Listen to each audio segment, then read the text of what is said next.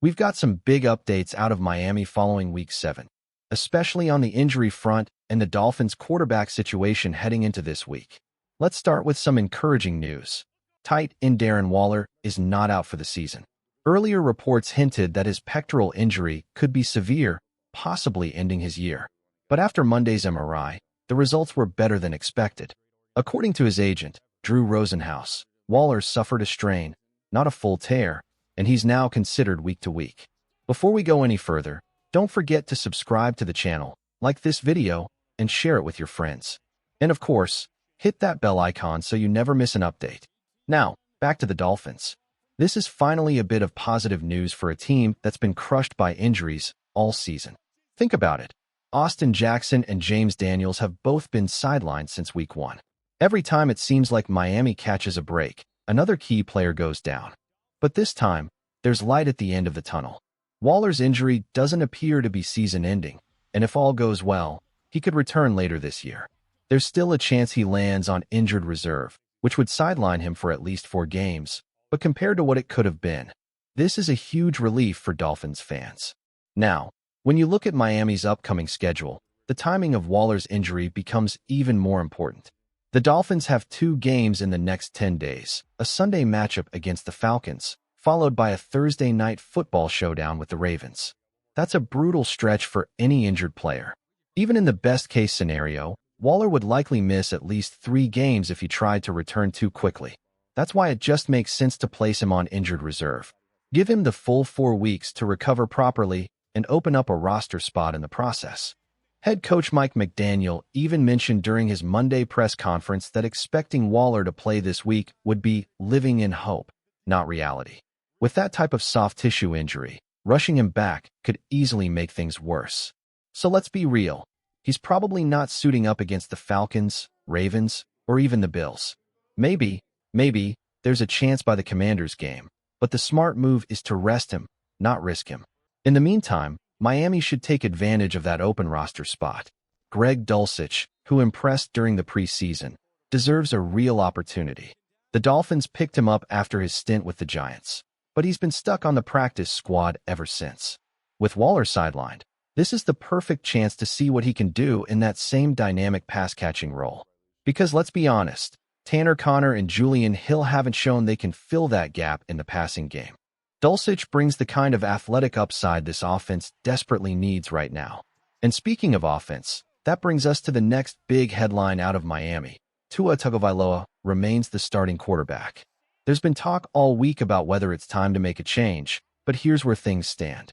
After Tua Tagovailoa was replaced in the 4th quarter last Sunday by Quinn Ewers, many fans wondered, could a quarterback change be coming? Well, not this week. Head coach Mike McDaniel confirmed that Tua will take all the first-team reps in practice and remain the starter for the Dolphins' upcoming matchup against the Atlanta Falcons. And realistically, with Miami's quick turnaround before Thursday night football against the Baltimore Ravens, it's almost impossible they'd switch quarterbacks midweek. Even if Tua struggles again, it's highly unlikely Miami benches him on such short notice. And beyond the timing, there's a much deeper reason. McDaniel's job is tied to Tua's success. If he benches Tua now, it's almost like admitting the entire plan has failed. The two are connected. If one goes down, the other probably follows. That's why, no matter how much frustration is building, don't expect a drastic move, at least not yet. But here's the tough part. The numbers don't lie. Through 7 games, Tua leads the NFL with 10 interceptions, tied with Geno Smith, and his quarterback rating sits at a career-low 82.8. Advanced metrics paint an even worse picture. Bottom 10 in overall grade, bottom 10 in average depth of target, and bottom half in turnover-worthy plays and EPA per dropback. These stats tell the story of a quarterback who's lost his rhythm, and for Miami, a team built to win now, that's a dangerous trend. Fans are starting to ask the hard question. Is it time to move on from Tua, or does he still deserve one more shot to prove himself? Tua's struggles go deeper than just turnovers. His accuracy and decision-making have completely fallen off. His completion percentage over expected has dropped sharply, and instead of elevating the offense, he's holding it back. Just look at the numbers. Miami managed only 6 points against the Browns. 6. Sure, Cleveland's defense is elite, But 3 interceptions in back-to-back games against the Chargers and Browns? That's not just bad luck, that's regression. At this point, it's fair to ask, is this Tua's last season in Miami? Honestly, it should be. He's not performing at a level you expect from a true QB1, physically or mentally. The throws are off, the reads are late, and the confidence just isn't there anymore.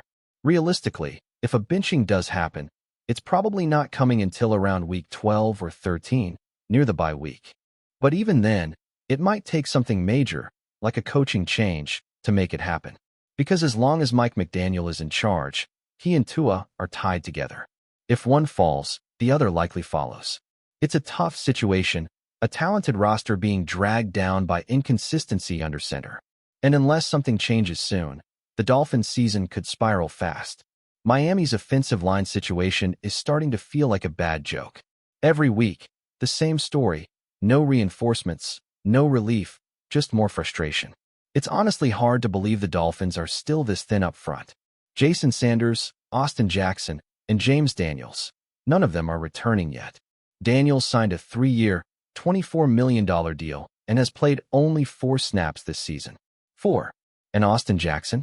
He played 8 games last year, and now he's already missed most of this season. It's brutal. You can see why fans are fed up. Every time Mike McDaniel gives a hopeful update, saying a guy could return soon after his IR stint, weeks go by and nothing changes. 4 weeks turn into 7, 7 into 8, and suddenly, your offensive line depth is gone. And at some point, you just have to be honest. Austin Jackson's time might be up. He's a solid player when he's healthy, maybe even slightly above average, but he's never available. For a team trying to protect Tua and build a real contender, you can't rely on a guy who's constantly sidelined. The Dolphins' offensive line has become one of the biggest obstacles standing between them and serious playoff contention. Until they fix that, it doesn't matter how talented the rest of this roster is. They'll always be fighting an uphill battle. And the truth is, none of these guys up front are playing at an elite level. The backups filling in have been rough to watch. Cole Strange started the season strong and even looked solid in prime time against the Jets. But since then, he's fallen apart. His performance against the Browns was flat-out ugly. And Larry Borom, while slightly improved recently, is still far from reliable. It's just painful watching this offensive line try to compete week after week. They can't consistently win at the line of scrimmage, they can't move defenders, and it's killing Miami's rhythm on offense. And then there's Jonah Savania, easily one of the lowest-graded offensive linemen in football right now. The numbers back it up, and the eye test confirms it. His pass-blocking grade against the Browns was a miserable 4.3, and his season average is barely above that. It's time for the Dolphins to make a change. Honestly, I'd rather see Kean Smith get a chance at this point. As if the offensive line problems weren't enough, the backup quarterback battle is still a mess. Mike McDaniel confirmed that Quinn Ewers and Zach Wilson will continue to compete for the QB2 role this week. But here's the confusing part. If Quinn was already elevated to the backup spot last game, why is it still a competition?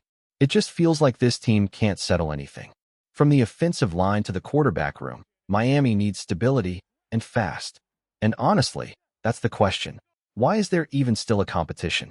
Who should be the QB2 in Miami? Zach Wilson or Quinn Ewers? The more you look at this team, the harder it becomes to understand what's really going on.